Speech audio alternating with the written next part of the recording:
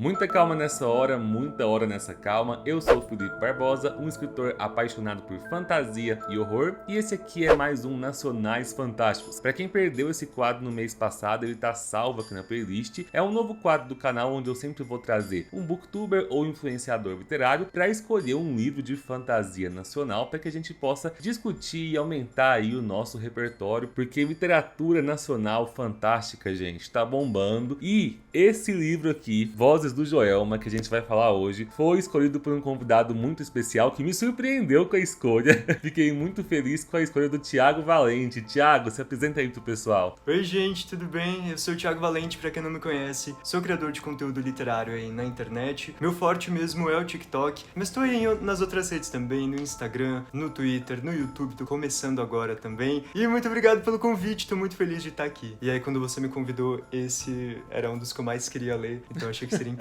E ó, eu já adianto que foi incrível, eu curti bastante a leitura. Teve pessoas que nos acompanham no Instagram que leram o livro esse mês também, depois que a gente recomendou, e o pessoal tá falando que gostou bastante. Pra quem não conhece, Vozes do Joelma é um livro em parceria de 4 autores: Marcos de Brito, o Rodrigo de Oliveira, o Marcos Barcelos e o Vitor Bonini. A gente vai falar dele já já, mas antes disso, não se esquece de curtir o vídeo, compartilhar com seus amigos, se inscrever no canal, ativar o sininho para receber as notificações. Sem mais delongas, então, bora lá!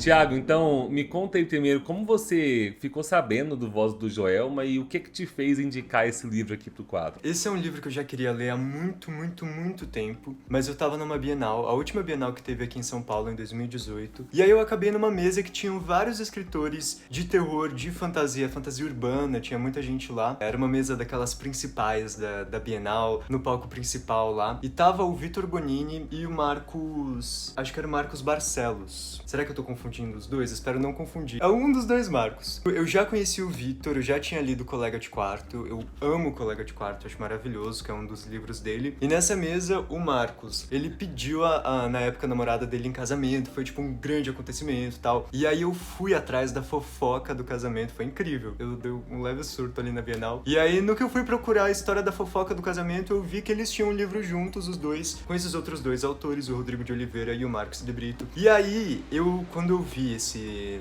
Vozes do Joelma, eu lembrei que eu tenho uma amiga que, assim como eu, ela é fascinada por histórias de terror, e o sonho da vida dela é fazer um tour que tem aqui em São Paulo por lugares meio mal assombrados, por lugares que aconteceram coisas ou que são tidos como macabros, sei lá. E um dos lugares em que esse tour passa é o Edifício Joelma, que hoje não tem mais esse nome, mas enfim, o lugar onde aconteceu ali, onde era o Edifício Joelma, e ela sempre comentou sobre isso pra mim. E aí, quando eu fiquei sabendo desse livro, a primeira coisa que eu fiz foi indicar pra ela. Ela leu, amou, então eu já tava com essa recomendação aí de confiança dessa minha amiga, da Bruna, um beijo pra Bruna. E aí eu sempre tava muito curioso pra ler, e quando você me convidou, achei que era a oportunidade perfeita pra tirar essa dívida que eu tava com a literatura nacional de fantasia e de horror, que era ler esse livrinho, e eu amei, valeu muito a pena. Eu jamais esperava que a pergunta de onde você descobriu sobre esse livro de horror sugeria de uma fofoca de casamento aí, ó. Mas é assim que surgem as melhores indicações. Eu fiquei muito interessado também, porque eu não conhecia o Vozes do Joelma até o Thiago me indicar, e eu fiquei sabendo sobre toda a lenda acerca do Joelma, né, as histórias, e na verdade do Top Incêndio, depois que eu vim morar em São Paulo. Apesar do incêndio do Joelma lá nos anos 70 ser famoso não só aqui no Brasil, mas até mundialmente, eu nunca tinha ouvido falar, eu não era criança que assistia Linha Direta, então eu não assisti o famoso episódio do Linha Direta que falava sobre o Joelma, e há 3 anos e meio atrás, quando eu vim morar em São Paulo, comecei a dar aula de inglês, e aí um dia um aluno meu, no meio de uma aula de conversação, me contou que ele trabalhava como técnico de elevadores e que ele estava muito assustado porque no mês anterior ele estava fazendo um projeto no elevador do edifício Praça da Bandeira, que é o atual Joelma, né, depois de reformado. E ele disse que ele mesmo não testemunhou nada lá, mas que vários amigos dele falaram que ouviram coisas e que o pessoal que frequentava o prédio disse que até hoje eles ainda escutam gritos, né? Assim, não sei até que ponto o meu aluno tava querendo chamar a atenção na turma ou não. Mas assim, depois disso eu fiquei muito interessado, fui pesquisar mais sobre a história do Joelma e ler esse livro aqui foi uma experiência sensacional, porque quando o Thiago indicou, eu falei assim, mas peraí, vai enquadrar em fantasia? Porque eu achei que o livro seria algo tipo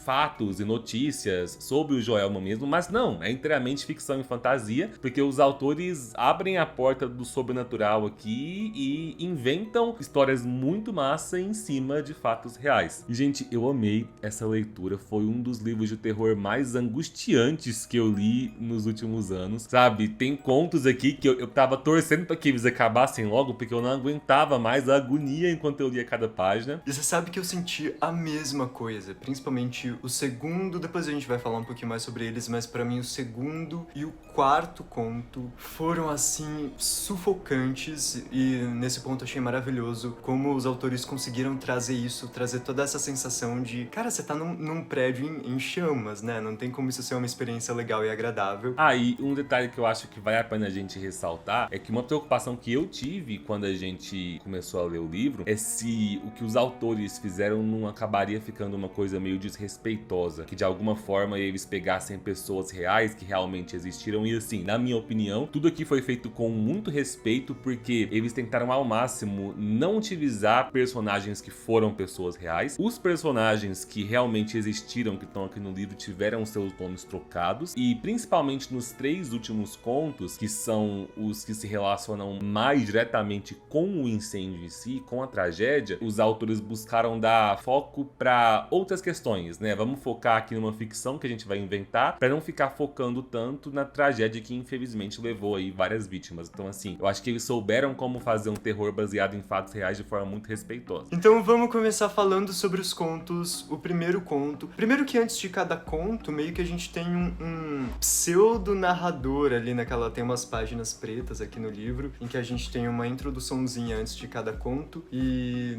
a gente não sabe muito bem quem que é esse narrador, se é o edifício, se é, sei lá, a morte, quem que é, enfim. Tem alguém contando um pouquinho do que tá vindo por aí. Tem até meio poética essa parte, achei bem interessante. Então, no primeiro conto, que é Os Mortos Não Perdoam, a gente tem o Pablo, que mora com a mãe dele, a Dona Berta, e as 2 irmãs. E ele é completamente apaixonado pela Isaura, que é essa garota que ele tá namorando, mas ele quer construir uma família com ela, quer ter um futuro ali junto dela, quer ficar mais próximo dela. É muito difícil os dois conseguirem sair, até porque o Pablo tem que trabalhar pra ajudar na casa dele, todo o dinheiro dele vai ali pra ajudar a família dele, e ele decide que ele quer viver esse romance 100%, sem a reprovação aí da mãe dele e das irmãs, e ele decide tirar elas do caminho pra poder viver essa história. Então no começo do conto a gente já acompanha ele jogando, colocando aí a mãe e as irmãs dele numa vala, num poço que ele abriu no quintal da casa deles. O conto não segue uma linha cronológica exata, a gente fica indo e voltando, o que é bem legal, essa estrutura que o autor criou, e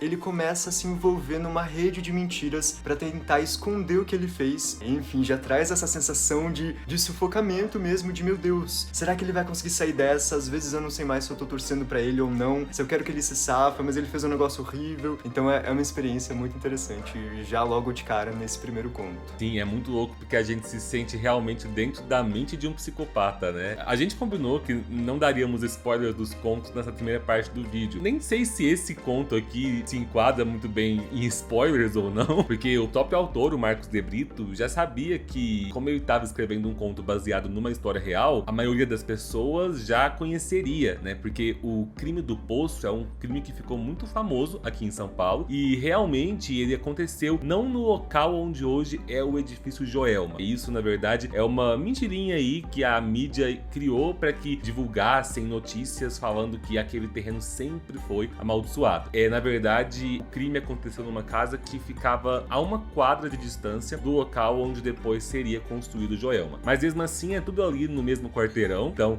dizem que aquele território sempre foi amaldiçoado, e o crime realmente aconteceu onde um homem chamado Paulo matou a sua mãe, que se chamava Benedita, e as suas 2 irmãs. Então assim, as pessoas desse conto realmente existiram, mas o autor trocou os nomes, e eu achei muito muito massa a forma como ele percebeu, ó, já que é um crime muito famoso, as pessoas já vão saber o final da minha história, né? Então eu vou abusar aqui de uma bagunça da ordem cronológica dos fatos para que elas sintam toda a tensão que o Paulo, né, sentiu antes de matar a família, depois de matar a família, durante o processo de matar e enterrar. Então, assim, é muito macabro, sabe? A história real já é macabra do cara ter matado a família e enterrado no quintal. E a forma como ele adaptou isso com falas bem psicopatas mesmo, vindas do personagem. Em vários capítulos tem um trecho que eu grifei aqui, onde ele vira pra mãe, fala que vai construir uma fábrica no fundo da casa, e ela pergunta, vai ser uma fábrica de quê? E aí o capítulo termina assim, com ele falando,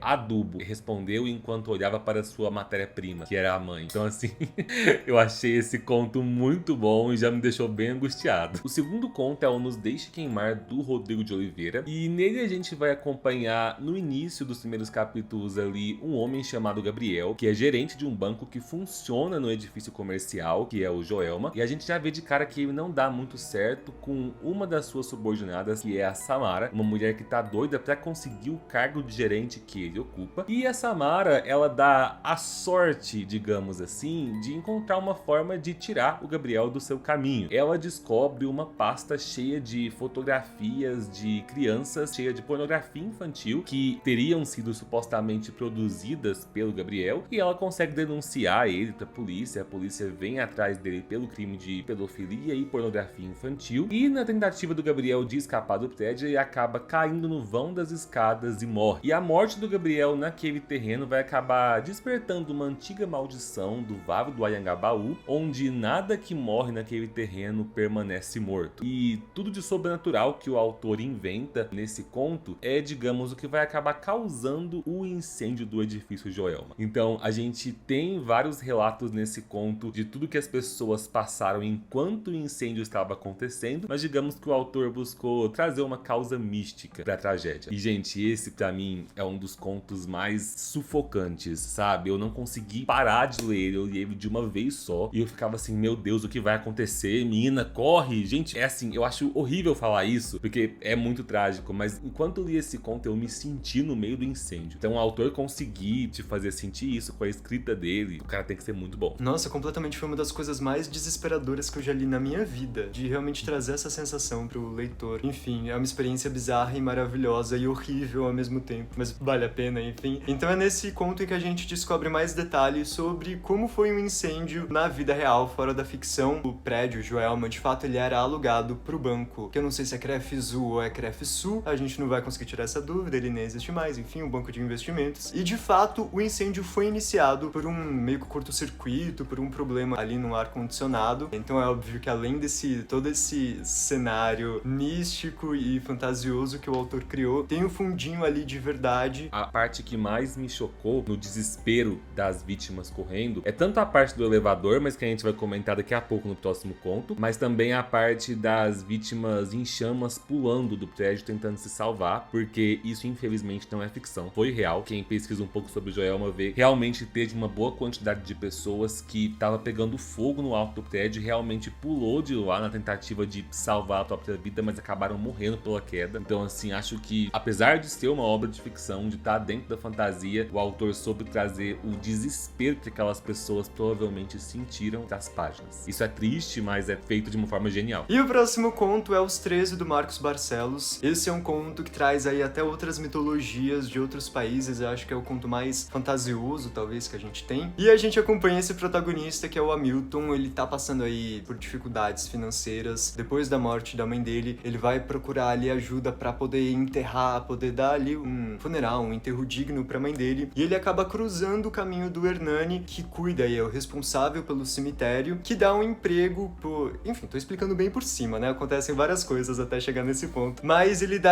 o Hernani dá esse emprego pro Hamilton, que começa a trabalhar meio que como um faz-tudo ali no cemitério. Abre cova, cuida dos corpos, faz os enterros, enfim, faz de tudo. O Hamilton tem meio que essa dívida eterna com o Hernani, eles têm essa relação ali com os outros funcionários do cemitério. E o Hernani, certo dia, ele precisa resolver algumas questões ali com a mulher dele, num certo prédio ali, num outro bairro da cidade. E depois de um tempo, o Hamilton começa a receber notícias desse incêndio que teve no edifício Joelma. Depois ele começa a fazer essa relação, era o prédio em que o seu Hernani tava, e depois começa a esperar notícias deles, enfim, não recebe notícias, porque de fato o seu Hernani tava no prédio, no edifício Joelma, mas aí depois a gente começa a ter uma série de acontecimentos ali no cemitério, enquanto os funcionários estão tentando tocar o negócio ali, continuar com o exercício ali do cemitério mesmo, e aí a gente tem algumas coisas que acontecem, que aí por enquanto não vou contar, porque vai ser muito spoiler.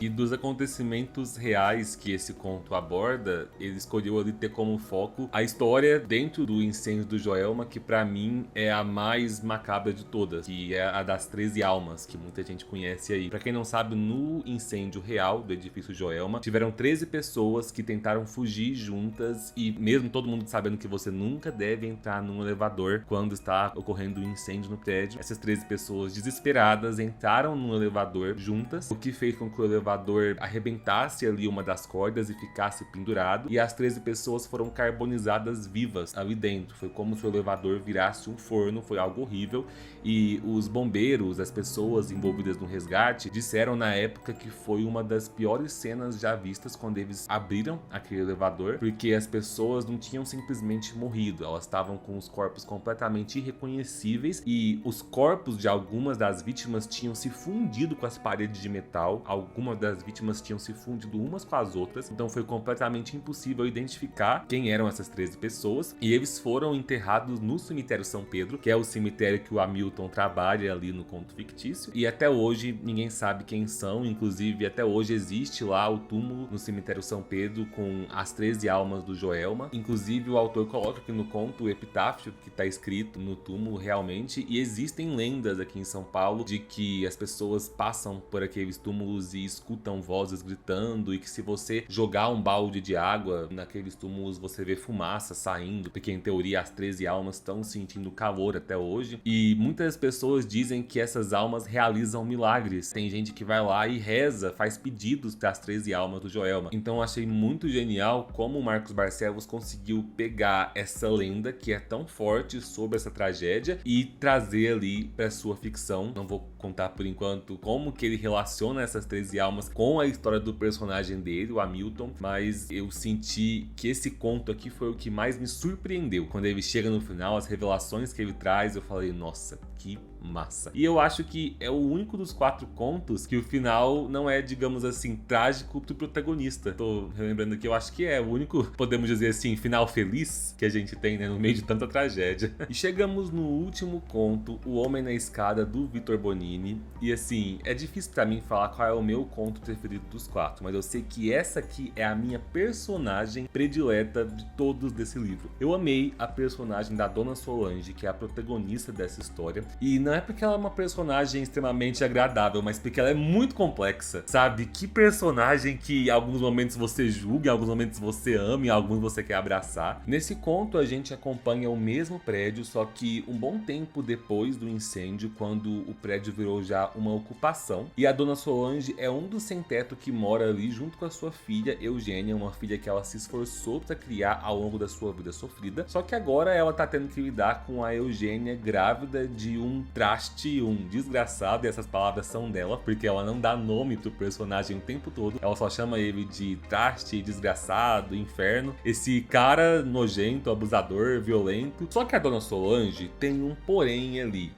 Na tentativa de salvar a filha e se salvar dessa situação complicada em que ela se encontra, ela fica pedindo ajuda para uma voz que ela escuta na cabeça dela. E nenhuma explicação é dada pra gente sobre essa voz. No começo a gente fica se perguntando se ela só não é meio perturbada e se ela tá conversando consigo mesma, mas em vários momentos ela associa essa voz a uma entidade que ela enxerga ali, que ela começa a chamar de zelador. E é muito massa, porque nesse instante a gente percebe que essa entidade é a mesma entidade que tá narrando o livro desde o começo pra gente, que o Thiago comentou aí, esse ser místico que a gente não sabe se é a morte, a gente não sabe se é um demônio, o que seria. Só que ao longo do livro todo você não sabe também se essa entidade existe mesmo nesse conto ou se é só a cabeça da Dona Solange delirando. Então assim, a Dona Solange vai tomar algumas atitudes que vão gerar ali uma verdadeira bola de neve, e você vai acompanhar e sofrer junto com essa protagonista até o final. Ao invés do Joelma, mais especificamente, esse conto ele vai ser inspirado num outro edifício início no Largo do Paissandu e no acontecimento que rolou em 2018, que da mesma forma que o Joelma foi outro edifício que também teve um incêndio e desabou e tiveram todas as consequências aí para 150 famílias que moravam ali. Então é muito legal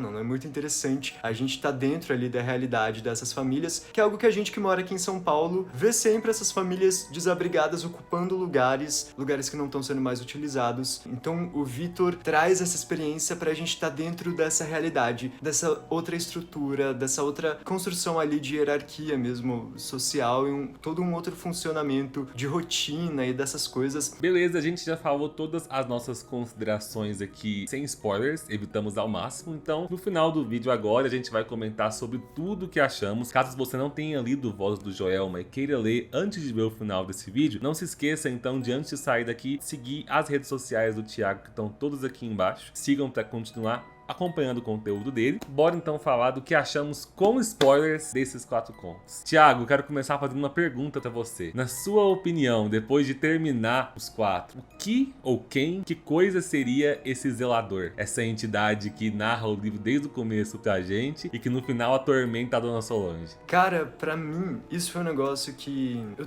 tava estudando alguma coisa sobre isso, tem um negócio, um termo, uma teoria que se chama locus horribilis. É uma teoria da análise literária que meio que coloca lugares como personagens. Então, como se, principalmente em histórias de terror, locais fossem também personagens dessas histórias. Então, pra mim, esse zelador é meio que um jeito de incorporar o próprio prédio. Pra mim, ele é a alma do próprio edifício. É o edifício ali contando a história, o edifício falando com a gente e tudo isso. Tipo o Hotel Overlook do Iluminado, do Stephen King. Exatamente, é isso. Meio que como se o próprio edifício tivesse uma vida própria ali, as suas opiniões, esses textos super poéticos, super trabalhados que a gente acompanha nessas páginas em preto que vão tendo ao longo do livro. Então acho que é meio que isso, é meio que uma transposição do edifício que tá contando essa história pra gente. Que massa, eu adorei sua interpretação. Eu confesso que eu não tinha pensado nisso enquanto eu lia. Eu tinha pensado no início do livro, antes da gente ter um pouco mais de detalhes sobre ele, eu tinha pensado que seria a morte, mas depois eu vi que não era exatamente a morte, porque não é uma entidade que queria se alimentar das almas das pessoas em si, mas ele queria se alimentar da alma das pessoas fazendo maldade. Ele queria convencer as pessoas a se tornarem más. E é muito isso que ele faz com a Dona Solange. Ele quer levar ela pra esse limite. Então, quando chegou no final, eu não tinha nome pra essa entidade, eu não sabia o que ela seria, mas eu só simplesmente entendia que ele era o mal, né? E eu adorei a sacada. Eu não sei de qual dos 4 autores, ou se é do Thiago Toy, a sacada deve ter as chaves, porque o chaveiro dele é mencionado desde o primeiro prólogo em que ele comenta, e a Dona Solange no conto dela escuta essas chaves, que ele enfia a chave na fechadura que cada pessoa tem na sua nuca, meio que pra liberar o mal ali dentro dela. Então assim, acho que o mais massa é isso, que no final a entidade pode ser o que você interpretar. Pode ser o prédio, pode ser um demônio antigo aí, pode ser um espírito, uma entidade mitológica. Fiquem aberto. Assim como a gente vê que esse livro na verdade é uma grande alegoria pra questão de que não existe ser humano 100% bom, né? A gente vê aqui vários personagens na área cinza entre o bem e o mal, personagens que são egoístas, assim como eu acho que o ser humano naturalmente é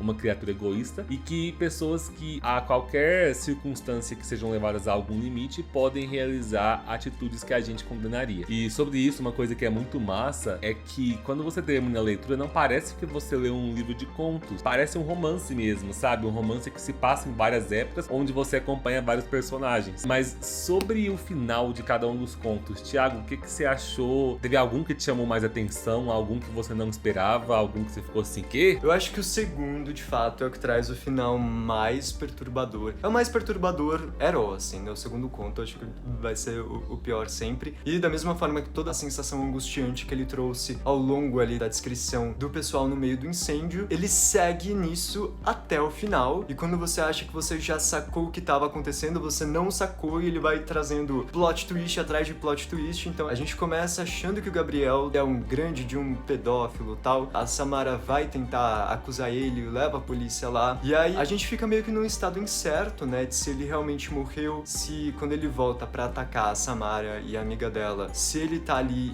como pessoa mesmo, se é uma entidade, sendo que a gente leu a descrição de que ele tinha pulado ali no vão das escadas. Enfim, fica um negócio meio confuso. Parece uma coisa meio zumbi, né? né? Um zumbi ou um corpo seco, sei lá. Isso vai indo até o final, em que a gente descobre que, na verdade, ele tava meio que juntando esse material sobre um outro cara da empresa e que todas as coisas que ela achou que tivessem acontecido por conta do Gabriel, todas as pessoas que ela achou que o Gabriel tivesse matado, tivesse machucado, na real aconteceram por conta do incêndio mesmo, do problema do ar-condicionado. E o final te engana várias vezes, né? Porque primeiro ele te faz pensar que a Samara sobreviveu, mas aí de repente aí ele te engana porque você descobre que, como você falou, o criminoso não era o Gabriel, era o outro cara lá, o superior dele. Mas aí depois te engana novamente porque a Samara tá morta, tá todo mundo morto, tá todo mundo no inferno, todo mundo queimando num purgatório. E a sacada que ele tem de usar a imagem do Santo Antônio, aí sabe, tipo assim, eu adoro uma blasfêmia. Antes do conto começar, a entidade lá, o zelador das chaves, né, ele já vem e ele já te introduz de uma forma super macabra a ideia de que ele tem informações de que Santo Antônio seria pedófilo, que